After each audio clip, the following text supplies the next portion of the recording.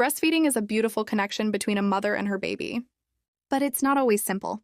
Sometimes challenges come up, like latching difficulties, nipple soreness, or a baby who struggles to feed. In some of these moments, a nipple shield can provide gentle support. But many mothers wonder, when should it be used and how do you use it correctly? Today, we'll talk about nipple shields in a clear and simple way, so you can understand them with confidence. A nipple shield is a thin, soft silicone cover that goes over your nipple while breastfeeding. It doesn't replace breastfeeding. Instead, it helps make breastfeeding easier in certain situations. Nipple shields can help when a baby is struggling to latch properly. Some babies are premature or have a weak suck, and they need a little extra structure to help them get a good grip. A shield can give them that shape.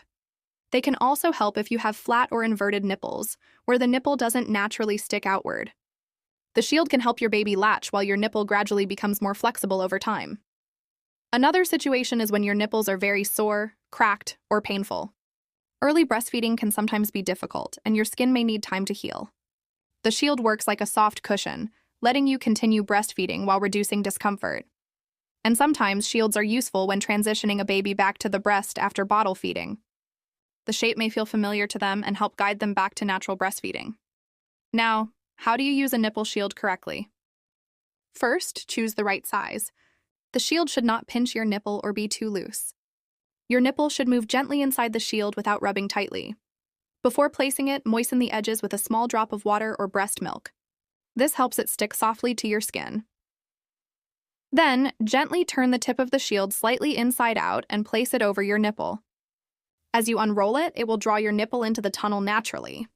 Make sure the shield sits smoothly and flat against your breast.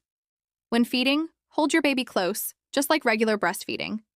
Your baby should still take in a good amount of your areola, not just the tip. Their chin should touch your breast, and their lips should be turned outward. You should feel a gentle pulling motion, not sharp pain. Sometimes milk may flow a little slower through the shield at first. To help, you can do gentle breast compressions while feeding. And feeding more frequently can help maintain a healthy milk supply. It's important to remember that nipple shields are usually temporary. They are a tool to support you until latch improves, pain reduces, or your baby gets stronger.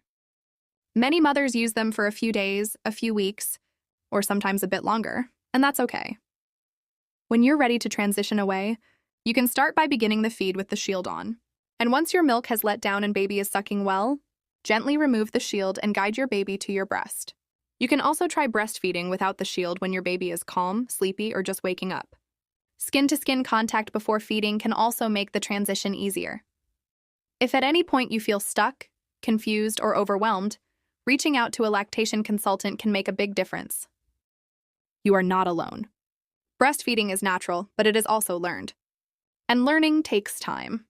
Using a nipple shield does not mean you are doing something wrong. It means you are caring for your baby and yourself with love and patience. You are doing your best, and that is enough.